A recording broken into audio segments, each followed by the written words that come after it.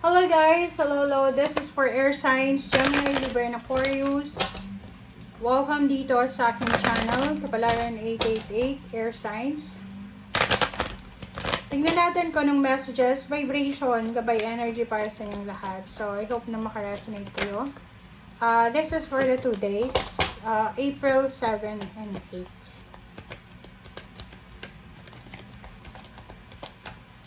Okay, April 7 and 8.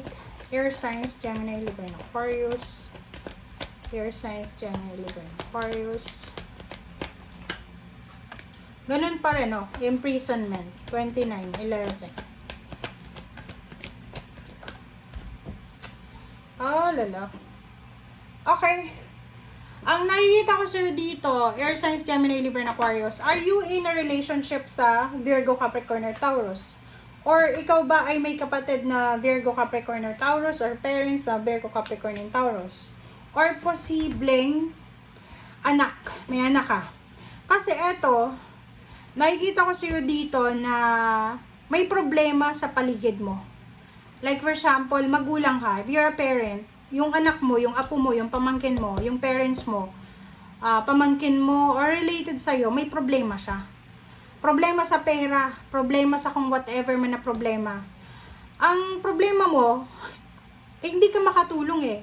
Kahit anong hingi nila ng tulong sa'yo, humingi sila ng tulong sa'yo na, uy, air signs, tulungan mo nga ako na ma-resolve ang problema ko sa finances. Hindi ka makatulong kasi wala ka eh. You're in prison, you are restricted. It's either wala kang trabaho, wala kang pera, wala kang ipon, or maybe senior citizen ka, or pwedeng disabled ka na. Parang ganon. So, yun ang nakikita natin. Alright, so let's check. Pwedeng parent ka, mother or father ka. Posibleng makatanggap ka ng balita na pwedeng tungkol sa anak mo, sa apo, or kung sino man siya na concern sa'yo. Hindi ka makagawa ng solusyon kasi wala ka naman na mapagkukunan ng or mahinga ng tulong, parang ganon. Alright, so Ace of Cups, Page of Pentacles, Page of Cups, Nine of Pentacles, and the Magician. Sa lalo mo dito is King of Wands, Six of Wands, Eight of Cups, and the Hermit. So, temperance. Kailangan mo daw dito. So, kung ikaw ay isang air signs, Gemini, Libra, and Aquarius, posibleng anak ka. Pwedeng anak ka rin. Kasi etong 5 cards na to, pwedeng anak kayo. Hindi naman kayo parents or kung ano pa man. Pwedeng yung parent mo, like yung father mo, posibleng may problema siya sa finances or may problema siya sa health. Sinasabi ng para sa'yo dito na you are super hard worker, air signs, napaka-hard worker mo. Financially, you are secured. But the problem is, etong problema na to na darating sa'yo, lalo na kung tungkol ito sa health ng iyong father, or lolo, or kapatid na lalaki. Posibleng malaking bagay ito na kailangan mong pag-isipan na mabuti. Ace of Cups and Page of Pentacles, Page of Cups. So, sinasabi ng para sa'yo dito na, if you're single ngayon, huwag ka doon masyadong magmadali na magkaroon ng relationship sa ngayon, or asawa, or ka-live-in, or whatever relationship. Kasi, sinasabi ng bara sa'yo, lalo kung hindi ka pa naman kasal sa ngayon, yung relationship mo daw na sisimulan ngayong taon, ay hindi naman kayo magtatagal. Kasi may nakalaan dito sa'yo na love life. May love life na papasok sa buhay mo, pwedeng 11 years from now, or sa November pa. Okay? Another, sinasabi ng bara sa'yo dito na isang unexpected na financial windfall ang posibleng darating sa'yo. Unexpected siya. Or posibleng, nakikita ko sa'yo dito, pwedeng single ka na air signs, Gemini, Libra, Aquarius, na you're not focused sa emotion. Naghahanap ka ng relationship, pero hindi yung relationship talaga yung hanap mo. Ang hanap mo is stability. Ang hanap mo is yung lalaki or babae na to, na mamahalin mo, ay kailangan hindi siya pabigat. Kailangan makakatulong siya sa'yo sa pag-unlad mo. Alright? So, let's check.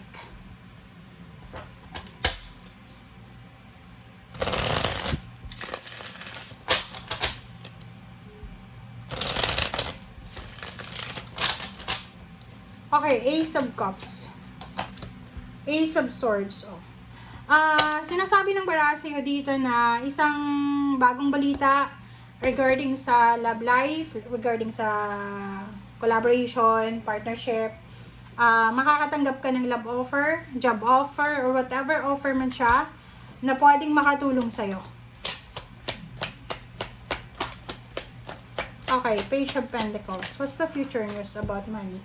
Okay, so yun, sabi ng baraha sa'yo dito na lahat daw ng sufferings mo, lahat ng pinagdaanan mo, lalo na sa finances from your past, present, ay posibleng matatapos din yan. So, halimbawa ngayon, namumroblema ka sa pera, namumroblema ka sa trabaho mo, or sa kung ano ba man na finances, sabi ng baraha sa'yo na nakadestiny yan, nakatadhana yan na pagdaanan mo, but hindi naman yan nakadestiny na kasama mo habang buhay, kasi matatapos at matatapos din yan in the near future. Wow, congratulations. Kung lalaki ka na air signs, Gemini, Libra, and Aquarius, sinasabi ng barahan na isang nakadestiny na love life ang posibleng papasok sa buhay mo. Isang babae na milyonarya, bilyonarya, financially stable, ibang lahi siya, or pwede din siyang Pilipina, na posibleng may in love sa'yo. So, yun nga yung sabi ko sa'yo dito. 'Di ba? Na parang sinasabi diyan na huwag kang magmamadaling magpakasal, huwag kang magmamadaling mag-asawa, makipag-live-in. Kasi in the future, may papasok sa buhay mo. Ito papasok sa buhay mo, lalo kung lalaki ka na Gemini, Libra, Aquarius. Ang papasok na to is, sabihin na natin na parang prinsesa siya. Prinsesa, may ari-arian, ganyan, ganito. Or literal na mayaman siya. Na siya ang makakatulong talaga sa'yo sa kung ano man na financial success na minamanifest mo. Okay. Diba? Reverse na, the Hangman. So, sabi ng baraha sa'yo dito, kung ikaw naman ay nagpaplano ng business or nagpaplano ka ng mga additional income na yan, sinasabi ng baraha sa'yo na wag mo nang patagalin pa. Okay? Habang maaga pa, habang bata ka pa, habang may energy ka pa, habang may oras ka pa, gawin mo na. Okay? Sabi ng baraha sa'yo dito, ano man daw na plano na pwedeng pagkakitaan, gawin mo na as soon as possible. Lalo na yung mga gusto nyo magtrabaho online, maging virtual assistant, or mga IT, parang ganon. So, subukan nyo. Diba? Sinasabi ng baraha sa'yo dyan, air signs, Gemini, Libra, and Aquarius, na ihanda mo yung sarili mo kasi in the near future, lalo na yung may mga kalibin ngayon, may mga kalibin kayo ngayon, hindi yan yung magiging asawa nyo. Yung may mga boyfriend, girlfriend ngayon, sweet na sweet kayo, ng forever na, hindi yan ang magiging asawa nyo. Tingnan mo siya, oh. Babaliktad yung mundo eh. Unexpected siya. So, sinasabi ng baraha dito na isang napakabilis na kasal ang posibleng mangyari because of pregnancy, or maybe because of inheritance, or maybe because of talagang pipikutin ka ng mayaman na yan, or kung sino man siya. Alright, thank you for watching guys. Bye!